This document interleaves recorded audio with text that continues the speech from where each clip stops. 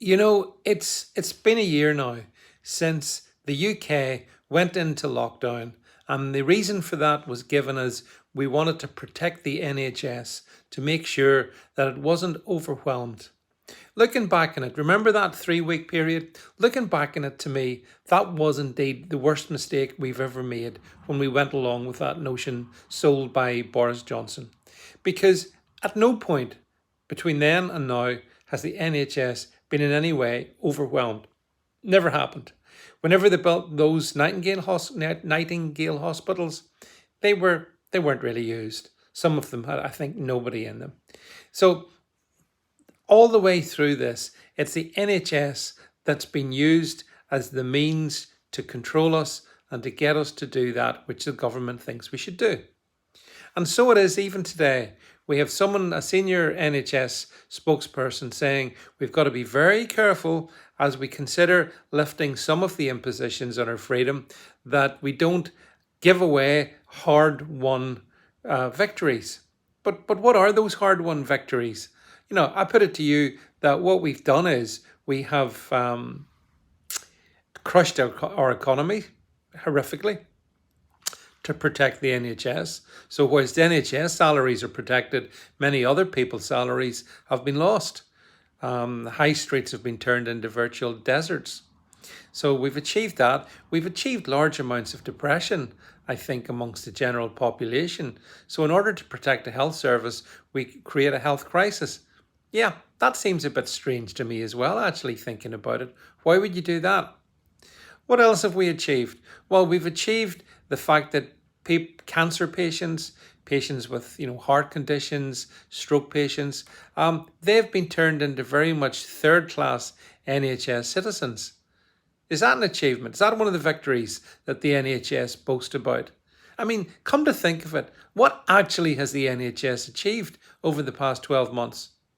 I think, for a long time I've been a critic of the NHS, and my criticism, to my mind, seems validated, but on steroids, because the problem is that the UK government has weaponized it, the NHS has gone along with that, and many people out there, unfortunately, just accept that, listen, if it's for the NHS, we just have to go along with it. We can't possibly think that maybe the NHS itself is a problem.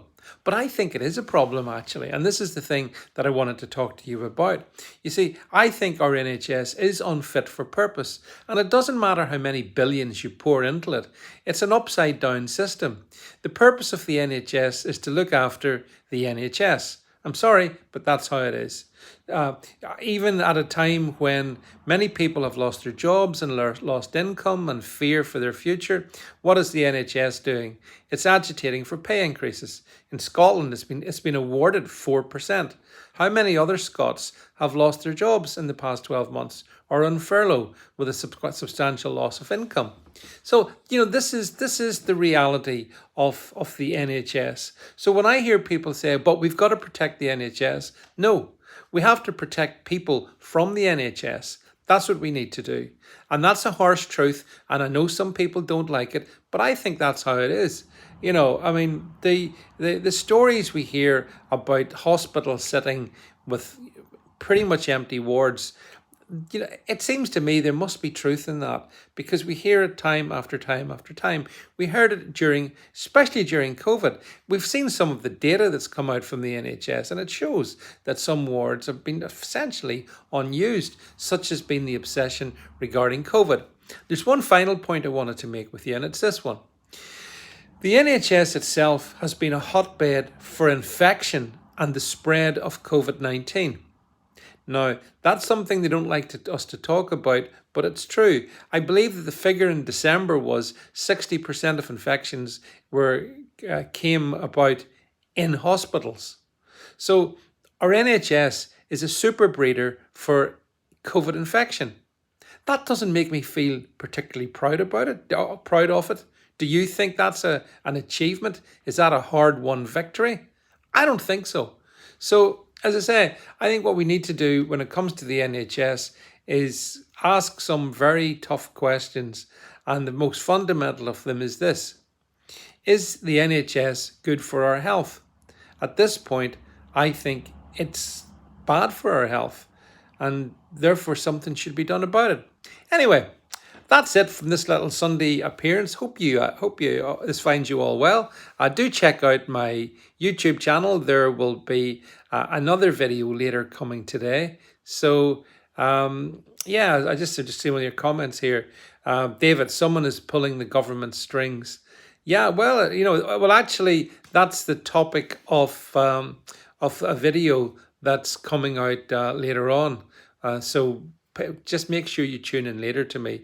But yeah, listen, folks, thanks for being here on this. I'm enjoying these short little live streams. I hope you find them okay. I know they just suddenly appear. I'm not sure if you get notifications for them or whatever, but it just gives me a chance to spontaneously chat to you. So I hope you find that to be useful. Anyway, on a very grey and miserable Sunday afternoon, I will wish you well and catch up with you later. But that's it from me for now.